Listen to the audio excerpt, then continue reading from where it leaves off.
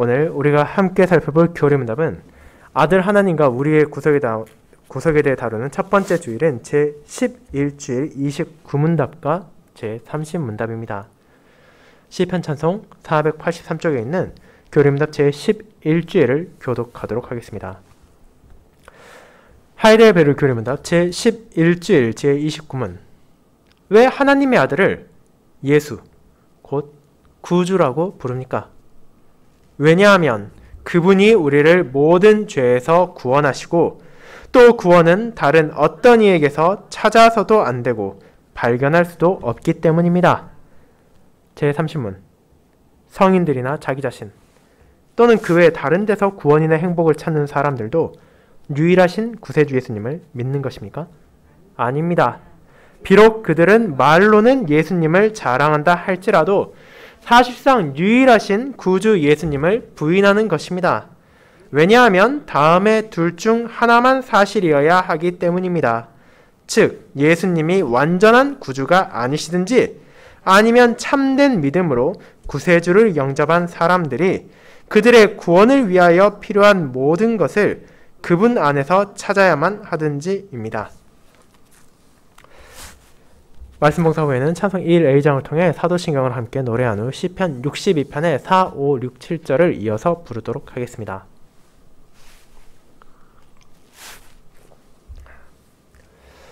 사랑하는 주 예수 그리스도 안에 있는 형제 자매님들, 여러분은 이름이 중요하다는 것을 알고 있을 것입니다. 일단 한 번 지어지면 특별한 이유가 없는 한 평생을 불리게 될 이름을 가볍게 생각하는 사람은 드물 것입니다. 그래서 자연스럽게 부모들은 자녀의 이름을 지을 때 어떻게든 더 좋은 의미를 담고 아이가 그 이름에 걸맞게 자라가길 바라는 소망을 담아 생각할 수 있는 가장 아름답고 훌륭한 이름을 지어주기 위해 노력합니다. 그와 같이 이름이 중요하며 좋은 의미를 담은 이름을 주기 위한 부모들의 노력을 결코 폄하해서는 안 되지만 동시에 우리 모두가 간과할 수 없는 것이 있습니다. 이는 한 사람의 인생은 그가 가진 이름과 무관하게 흘러가는 일이 다반사라는 것입니다. 아무리 훌륭한 이름을 받았다 하더라도 끔찍한 범죄를 저지르고 비참하게 몰락한 사람이 얼마나 많습니까? 반면에 특별한 이름이 아닌 정말 흔하디 흔한 이름을 받았지만 인류 역사에 길이 남은 업적을 이룬 사람도 찾아볼 수 있을 것입니다. 그렇게 우리는 다양한 사람들을 만나며 사람을 이름만으로 평가하는 것은 얼마나 어리석은 행동인지를 알게 됩니다. 그러나 그 사실을 우리가 모든 이름을 무시하게 만드는 것은 아닙니다. 모든 신자들은 그들이 기억하고 그들이 마음에 새겨야 되는 하나의 이름을 알고 있기 때문입니다. 구주라는 이름을 담고 있는 이 이름은 구약시대 언약 백성들이 소망을 가지고 간절히 바라보던 이름이고 신약시대 성도들에게도 위로와 기쁨의 원천이신 한 분이 가지신 이름입니다. 그리고 그 이름을 지으신 분이 특별하고 그 이름을 받으신 분이 특별하기에 이 이름은 그 자체로서 그분의 소명을 드러내고 그분의 성취를 보여주며 그분 안에서 주어질 은혜, 약속을 가리킵니다. 여러분들 익히 잘 알고 계실 그 이름은 다름 아닌 예수입니다. 우리는 오늘 교리문답 제11주일을 통해 그 이름 안에 담겨있는 하나님의 자비와 사랑을 함께 고백할 것입니다. 저는 이를 신자에게 주어진 구원자의 이름이라는 제목으로 나누고자 하며 그것을 세 부분으로 나누어서 그 이름이 가진 의미가 무엇인지를 살피고 그 이름이 가진 목적이 어떤 것인지를 알아보며 그 이름이 오늘날의 우리에게도 어떻게 다가오는지를 고백하고자 합니다. 이를 첫째, 예수라는 이름의 의미, 둘째, 예수라는 이름의 목적, 셋째, 예수의 이름만을 의지하는 신자로 살펴보겠습니다. 먼저 예수라는 이름의 의미를 생각해 보도록 합시다.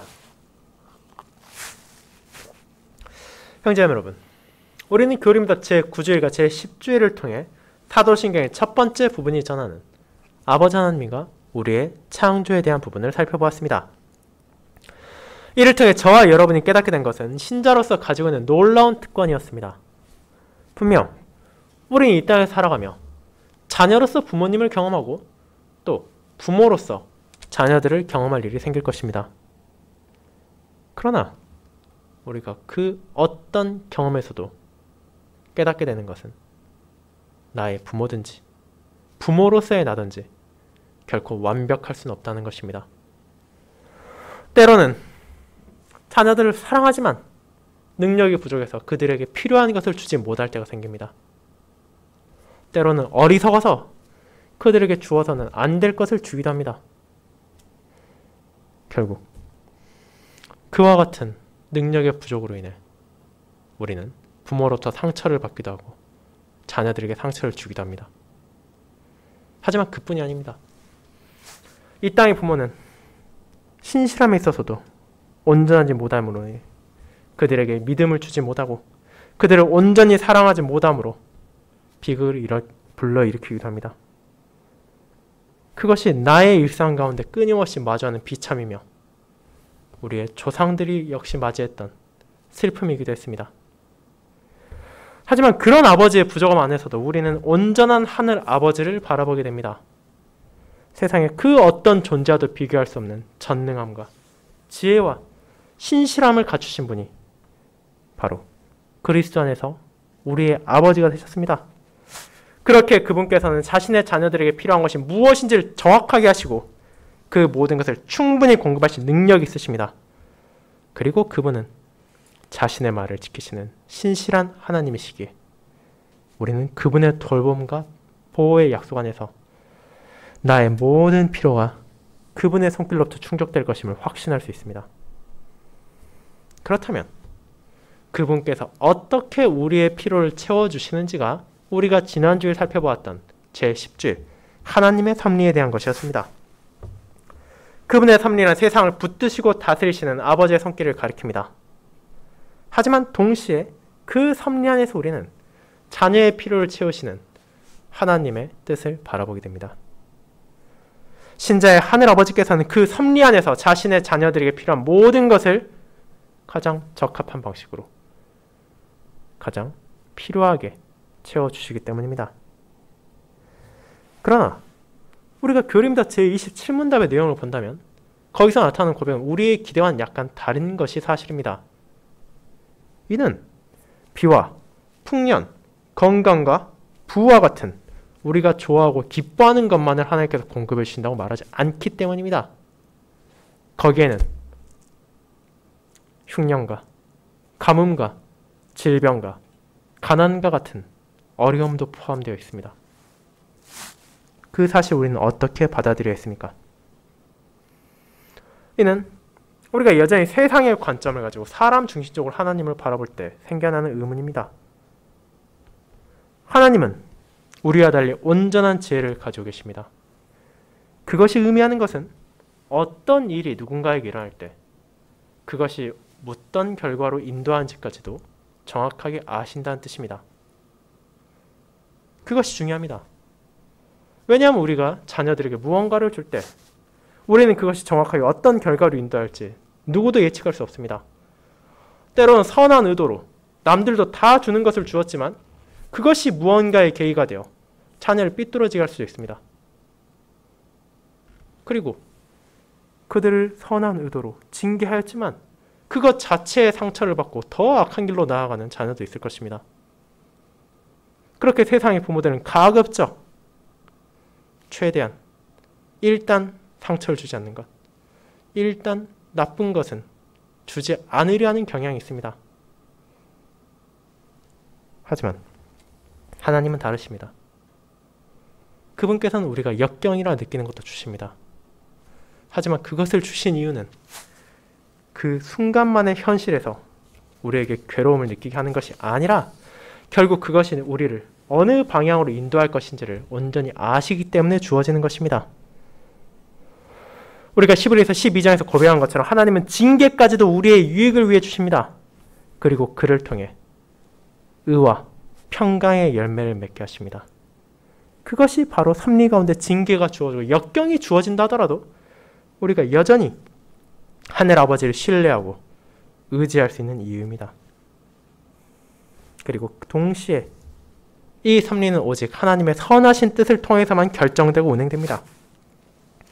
이는 나에게 주어진 상황, 나의 여건이 내가 원하는 방식대로 주어지지 않는다 하더라도 불평과 불만을 토하는 대신 아버지의 뜻을 존중하고 인내함을 알려줍니다. 하나님은 다양한 방식으로 우리의 필요를 채워주시고 그 가운데는 그분의 은혜 가운데 이 땅에 주어진 정부나 의료인이나 지식인 혹은 복지단체와 같은 이들을 통해서도 주어지기도 할 것이기 때문입니다. 그리고 마지막으로 섭리가 그분의 뜻대로 운행된다는 것은 내가 아무리 무언가를 간절히 구하고 원한다 하더라도 그것이 주어지지 않을 수도 있다는 것을 가리킵니다. 내 생각에는 정말로 그것이 필요한 것이라 느껴지고 그것이 없으면 무언가 큰일이 날 것처럼 여겨진다 하더라도 하나님의 온전한 지안에서 사실 그것은 나에게 해로운 것일 수 있습니다. 그 경우 하나님께서는 그것을 주지 않으실 것입니다. 왜냐하면 하나님은 내가 원하는 것이면 무엇이든 주시는 분이 아니라 나에게 필요한 것을 가장 적합한 때, 가장 적합한 방식으로 주심으로 구원에 합력하도록 인도하는 하늘 아버지이시기 때문입니다. 그것을 고백함으로 우리는 무엇을 깨닫게 됩니까? 하나님의 자녀로서 순경에는 감사드릴 수 있게 됩니다. 역경에서도 인내할 수 있습니다. 그리고 우리가 순경을 만나건 역경을 만나건 우리의 미래에 대해 흔들리지 않는 확신을 가질 수 있습니다. 그것이 바로 하늘 아버지를 우리의 아버지라 부르고 하나님을 우리의 돌보시는 아버지로 고백할 수 있는 신자만이 가질 수 있는 놀라운 특권이었습니다. 그리고 오늘부터 우리는 그와 같은 아버지의 경륜과 섭리하에서 신자들에게 주어진 구원자, 중보자인 아들 하나님의 사역과 그분을 통해 주어진 위로를 고백할 것입니다. 그에 대해 다룬 첫 주일인 제11주일은 그분께서 가지신 이름을 바라보게 합니다. 이 이름이 저와 여러분에게 가지는 특별한 의미를 고백하게 하며 그 이름 외에는 다른 어떤 이름 안에서도 우리가 구원이나 행복을 찾지 않도록 하는 것입니다. 그렇다면 그 이름이 대체 무엇이기에 아들 하나님에 대한 수많은 진리 가운데 가장 먼저 고백하게 합니까? 우리는 성경 안에서 정말로 수많은 이름들을 발견할 수 있습니다. 그리고 그 가운데 다양한 아름다운 이름을 가진 사람들도 찾을 수 있습니다. 하지만 그런 이름들 중에서도 우리의 주님이 받으신 이름, 예수는 특별함을 가지고 있습니다. 왜냐하면 그것이 다른 이름들과 다르게 이 땅의 부모로부터 주어진 이름이 아니라 하나님께서 직접 지으시고 요셉과 마리아를 통해 붙이신 이름이기 때문입니다. 이 사실은 우리에게 잘 알려진 마태복음 1장 21절에서 읽을 수 있습니다. 아들을 낳으리니 이름을 예수로 하라. 이는 그가 자기 백성을 그들의 죄에서 구원할 자임이시니라 하니라. 물론 성경에 나오는 수많은 인물, 믿음의 선조들 가운데 하나님으로부터 이름을 받은 다른 자들도 있습니다. 하나님은 아브라함에게 아브라함이라는 이름을 주시고 사라에겐 사라라는 이름을 주시기도 했습니다. 그들의 자녀에겐 이삭이라는 이름을 주셨고 이삭의 아들인 야곱에게는 이스라엘이라는 이름을 주셨습니다. 그 외에도 우리는 호세아의 자녀들 같이 하나님께서 이름을 주신 특별한 인물들을 바라볼 수 있습니다. 그 이름들 각각의 의미를 가지고 있고 가리키는 것이 있습니다.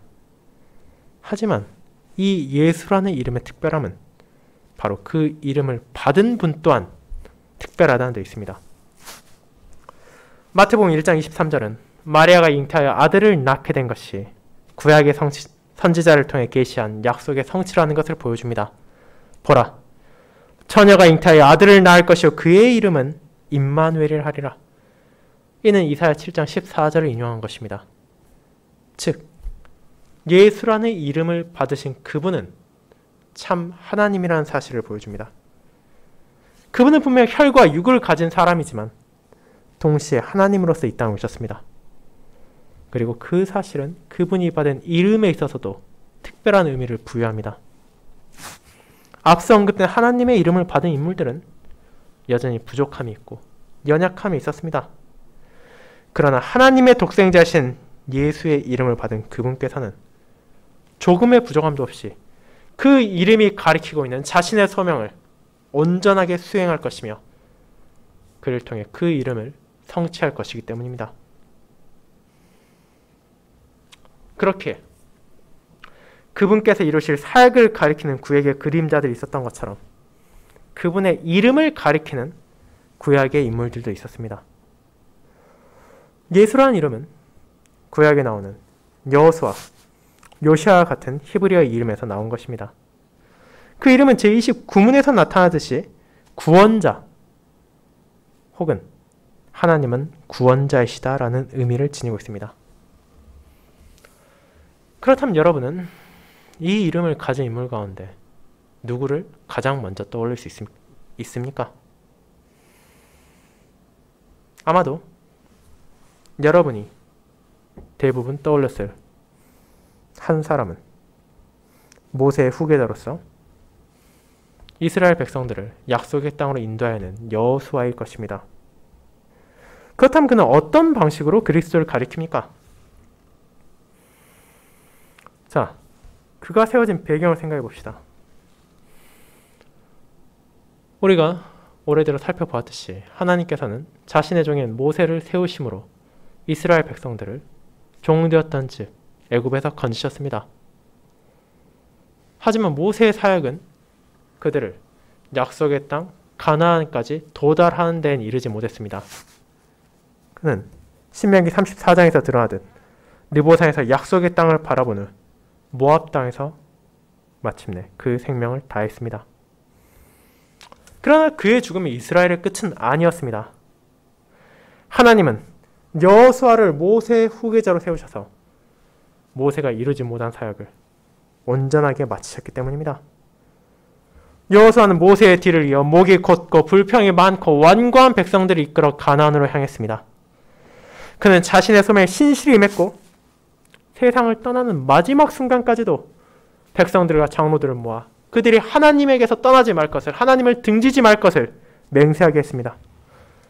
그렇게 그는 하나님만이 언약 백성의 구원자라는 사실을 자신의 삶을 통해 증거했습니다. 그러나 그의 여정은 실제 그의 뒤에 오실 또 다른 예수, 온전한 여호수아를 더더욱 바라보겠습니다. 그 이유가 무엇입니까? 여러분 성경을 펼쳤을 때 여호수아에서 이어지는 성경 부분이 무엇인지 볼 수 있습니다. 그것은 사사기입니다. 이스라엘의 혼란과 어지러움이 가장 극심한 시기 중에 하나가 바로 이때였습니다. 그때 이스라엘에 왕이 없으므로 사람이 각기 자기 소견에 옳은 대로 행하였다라는 사사기의 마지막 구절이 이 시대를 잘 요약하고 있습니다. 여호수아가 죽고 그와 함께했던 세대가 생명을 이룬 후 그 후손들은 이제 자신들의 선조의 맹세를 잊어버리고 죄악에 빠져들었습니다. 말 그대로 자기 소견에 옳은 대로 행했습니다. 하나님의 뜻을 저버렸습니다. 결국 그들은 하나님의 언약 백성으로서 신실한 삶을 살아가는 대신 가나안 땅에 이방 족속들의 영향을 받고 우상을 섬기며 그들의 눈에 좋은 것, 그들이 마음이 이끌리는 것을 마음껏 행하며 죄 가운데로 빠져들었습니다. 그뿐입니까? 결국 그들이 받은 약속의 땅은 어떻게 되었습니까? 그 약속의 땅도 바벨론에 의해 빼앗기고 주님의 시대, 예수님께서 오시기 전 로마에게 빼앗겼다는 사실을 우리는 잘 알고 있습니다. 자, 그렇게 우리는 여호수아의 사역에 한계가 있다는 것을 고백하게 됩니다. 그는 자신의 삶을 통하여 분명 언약 백성들을 약속된 땅으로 인도하였으나 그가 죽은 후 결국 그것은 영원하지 못했습니다. 그 약속된 땅을 빼앗기고 언약에 신실하게 살아가게 했던 그 백성들을 다시금 하나님으로부터 등을 돌렸기 때문입니다. 그러나 그와 같이 신실했던 여호수아로도 부족했기에 신자는 그가 그림자로서 가리키는 오실 예수, 온전하게 자기 백성을 구원할 뿐 아니라 그들이 영원히 잃어버리지 않을 약속의 땅을 받을 구원자를 바라보게 됩니다. 그분이야말로 진정 하나님께서 여호수아를 통해 보여주신 그분의 모든 백성을 건질 구원자이기 때문입니다. 사랑하는 형제자매 여러분, 그렇게 우리는 하나님의 아들에게 주어진 이름을 마음에 새깁니다. 그분의 이름으로 기도를 드릴 때, 그분의 이름 안에서 소망을 가질 때, 그분의 이름을 통해 위로를 받을 때, 그 모든 순간 우리는 그분이 다름 아닌 나의 구주, 하나님만이 나의 구주이라는 사실을 기억하게 합니다. 하나님께서 자신의 백성들을 위해 준비하신 구원자, 교리임답 제6주일에서 이미 고백한 신자의 유일한 중보자를 가리키는 그 이름이 예수라는 것을 기억하며 그분이 나를 건지시고 그분이 나를 인도하시고 그분이 나를 보호하실 것을 확신합니다. 그런 믿음을 붙잡은 신자는 그 이름 안에서 드러나는 그분께서 이 땅에 오신 목적을 살핌을 통해 비천한 자신에게 주어진 하나님의 위로가 얼마나 아름다운 것인지를 깨닫게 됩니다. 그것이 두 번째, 예수라는 이름의 목적으로 우리를 인도합니다. 성도 여러분, 우리는 예수라는 이름이 구주, 즉 구원자를 가리킨다는 사실을 이제 확인했습니다. 그렇다면 이제 우리는 그분께서 대체 무엇으로부터 나를 구원하시는지, 그분의 백성을 구원하시는지를 생각해야 합니다. 이것은 우리가 놓치지 말아야 할 중요한 부분입니다. 우리가 앞서 언급한 마태복음 1장에서 나오듯이 그 이름은 우리를 죄로부터 구원합니다. 우리는 누구의 도움도 필요 없이 스스로의 힘으로도 충분히 모든 것을 해결할 수 있고 나름대로 즐겁고 행복한 삶을 살아갈 수 있는 존재가 아닙니다. 모든 사람은 한 명의 예외도 없이 절망적이고 무력하며 이 구주의 도움 없이는 자신의 상황에서 벗어날 수도 소망이나 위로를 받을 수도 없습니다. 그렇게 주님께서 오신 것은 나름대로 잘 살고 있는 사람들에게 보다 나은 것을 주기 위해서가 아니라 주님 없이는 그 무엇도 이룰 수 없고 절망에서 벗어날 수 없는 비천한 자들을 진정으로 건지기 위한 것이었습니다. 그것이 진정 중요한 사실이지만 많은 사람들이 너무나 쉽게 잊어버리고 망각하는 것이 교리문답은 계속해서 그것을 반복하여 강조합니다. 제2주일부터 시작되는 제1부인 우리의 죄와 비참에서 그것을 직시하게 할 뿐 아니라 이후에도 죄로 인한 비참, 그것이 야기하는 엄중한 심판을 잊지 않도록 합니다. 그리고 제29문답, 오늘의 교리문답에서 우리는 그것을 다시 한번 발견합니다. 제29문의 답은 어떻게 말합니까? 왜냐하면 그분이 우리를 모든 죄에서 구원하시고 라고 고백하기 때문입니다. 이 죄는 사소한 잘못이나 눈 감을 수 있는 가벼운 것이 아닙니다. 모든 죄라는 표현을 잊지 마시기 바랍니다. 그것은 아담에서 그의 모든 후손들이 이어받은 원죄와 그들이 각각의 삶에서 끊임없이 쌓아가는 자범죄를 포함한 것입니다. 그 수많은 죄 가운데 단 하나의 죄값도 온전하게 치를 수 없는 나를 위해 하나님이 오셨다는 사실을 우리는 기억해야 합니다. 그리고 오직 그분만이 우리의 죄의 대가를 치를 수 있습니다. 참 사람이고 하나의 죄도 없으신 의로운 분이시며 참 하나님이신 예수 그리스도께서 이어질 교리문답을 통해 고백할 그분의 사역을 성취하심으로 그 구약의 모든 예식과 제사가 가리키는 온전한 희생제사를 이루셨습니다. 그분의 은혜로 인해 하나님의 공의로운 심판을 바라보며 두려워하던 사람들은, 그리고 하나님의 은총을 다시 받기를 갈구하던 언약 백성들은 이제 아버지의 은혜에 대한 확신을 가질 수 있게 되었고 그분 안에서 흔들리지 않는 소망을 가지게 되었습니다. 그리고 그분이 베푼 은혜가 내가 가치가 있어서 내가 무언가 선량한 일을 해서 받을 만한 것이 아니라 오직 하나님의 선하신 뜻 안에서 나에게 값없이 주어진 사랑과 자비라는 사실을 깨닫게 됩니다. 사도 바울은 이 사실을 로마서에서 다음과 같이 전합니다. 우리가 아직 연약할 때 기약대로 그리스도께서 경건하지 않은 자를 위하여 죽으셨도다. 우리가 아직 죄인 되었을 때 그리스도께서 우리를 위하여 죽으심으로 하나님께서 우리에 대한 자기 사랑을 확증하셨느니라. 로마서 5장 6절과 8절입니다. 그것이 바로 예수란 이름, 구주의 이름을 가진 나의 주님께서 베푸신 은혜입니다. 나는 죄인입니다. 나는 연약합니다. 나는 자신을 건질 능력도 없고 그 건짐을 받을 가치도 없을 뿐 아니라 자신의 능력으로는 죄를 쌓아가기만 하는 비천한 존재입니다. 그러나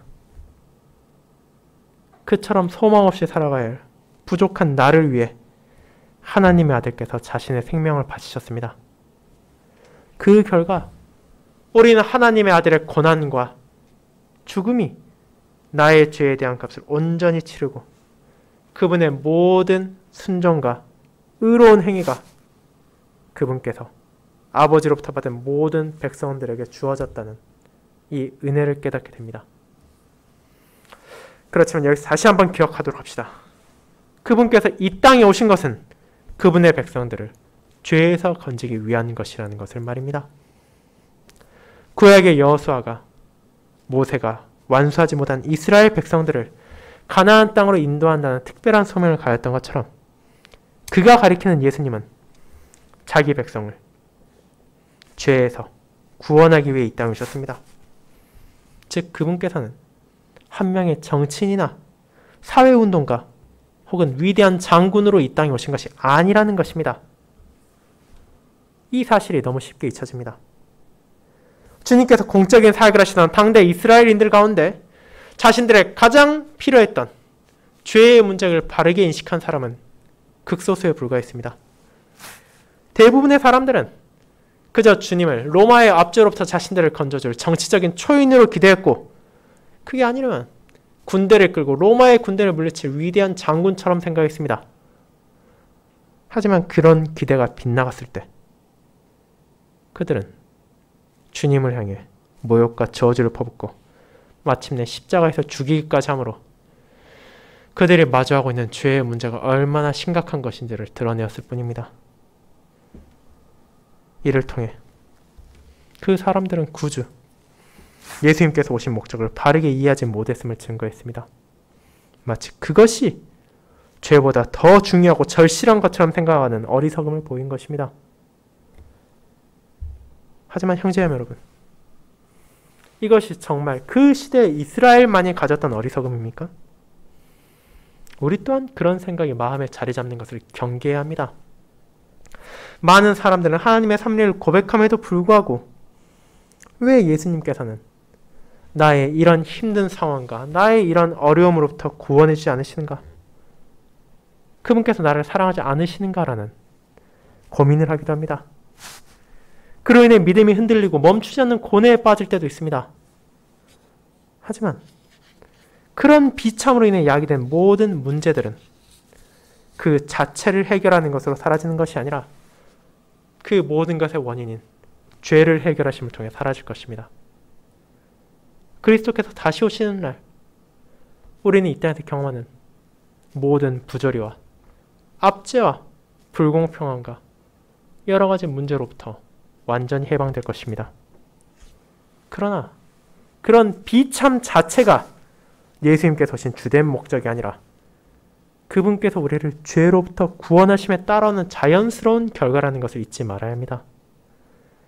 그리고 이미 죄라는 가장 큰 원수에서 우리를 건지심으로 하나님의 사랑과 자비를 증가하신 예수님 안에서 우리는 그런 비참에서도 해방될 날이 찾아온다는 것을 확신할 수 있습니다.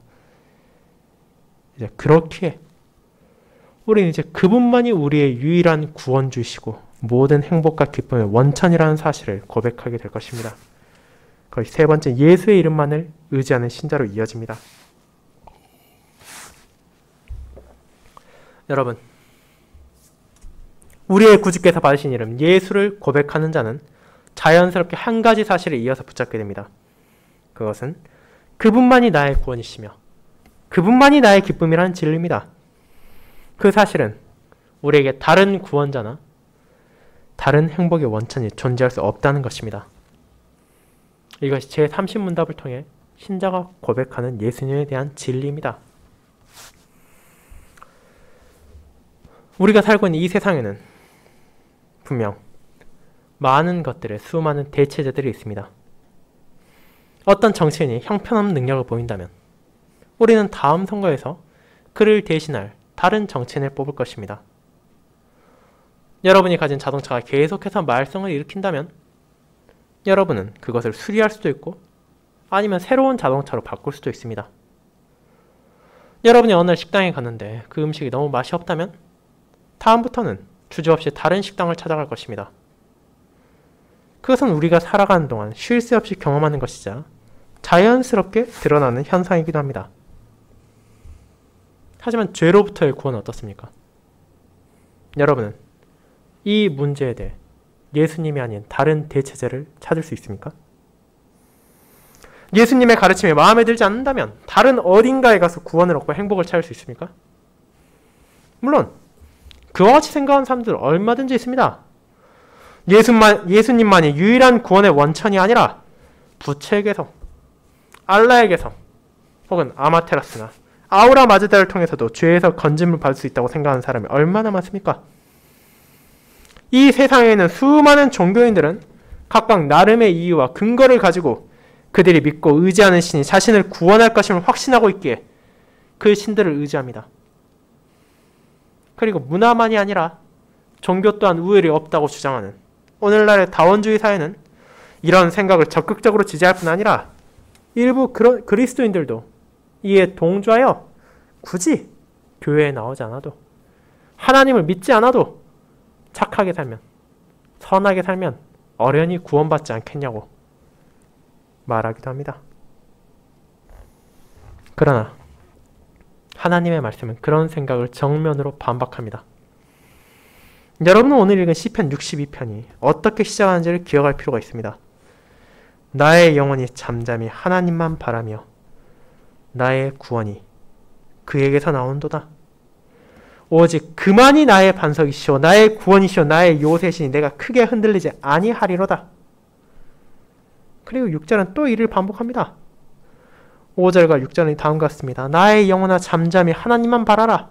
무릇 나의 소망이 그로부터 나온도다. 오직 그만이 나의 반석이시오 나의 구원이시오 나의 요새시니 내가 흔들리지 아니하리로다.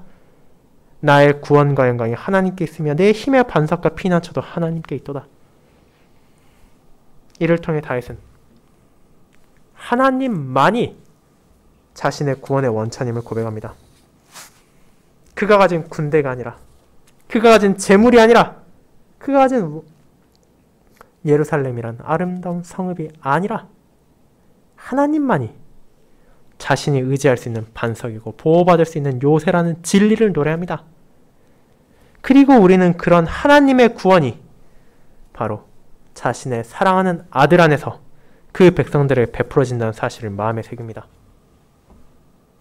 그리고 이런 고백은 신자에게 찾아온 또 다른 유혹, 그분을 통해 주어지는 구원에 대해 우리도 기여할 수 있다는 생각을 거부하게 합니다.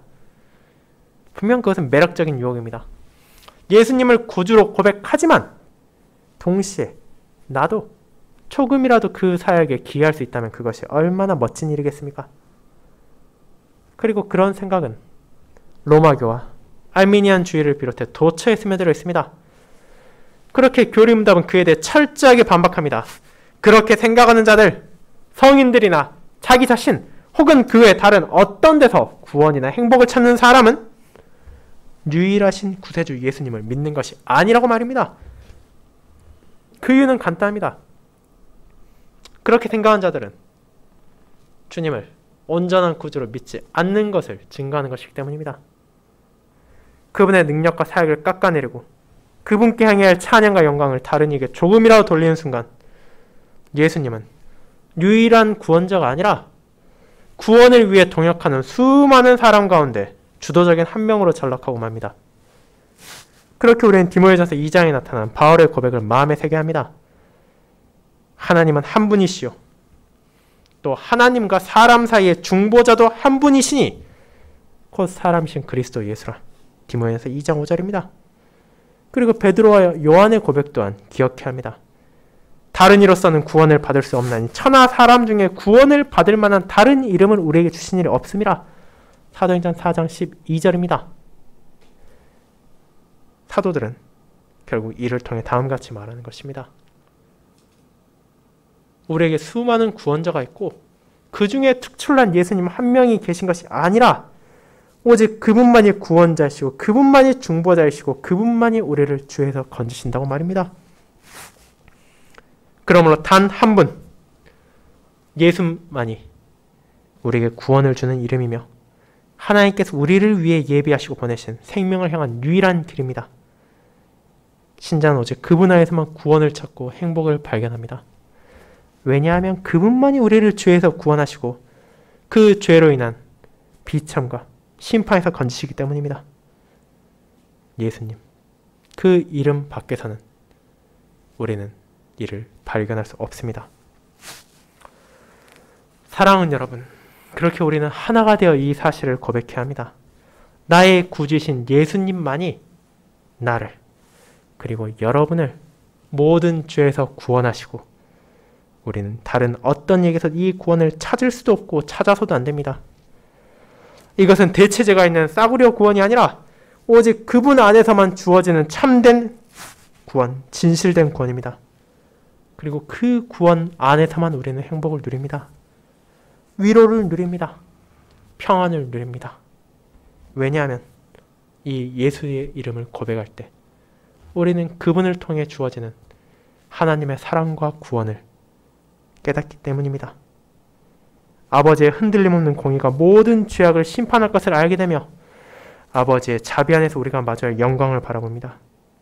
그렇게 우리는 자신의 모든 죄를 겸손히 고백하는 동시에 그런 약함과 부족함을 인정함으로써 나에게 구주가 필요하다는 사실을 자각하고 그런 구주가 나에게 주어졌다는 사실에 감사합니다.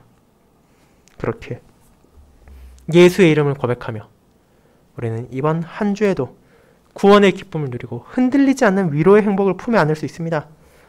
오직 예수님만이 나를 죄에서 구원하시고 약속된 새하늘과 새 땅으로 인도하는 유일한 인도자이십니다. 그리고 구약의 인도자와 달리 구약의 여호수아가 그림자로 가리켰던 예수님은 이제 그분께서 주신 모든 것을 그 누구도 빼앗지 못하게 할 것이며 그 누구도 이를 막을 수도 없는 확신을 우리에게 주십니다. 그렇게 그분을 바라보며 그분을 의지하고 그분을 사랑하며 그분을 찬양함으로써 이 한없는 은혜를 값없이 베푸신 우리의 구주 예수님을 찬양하는 기쁨이 이번 한 주에도 여러분과 함께하길 소망합니다. 아멘.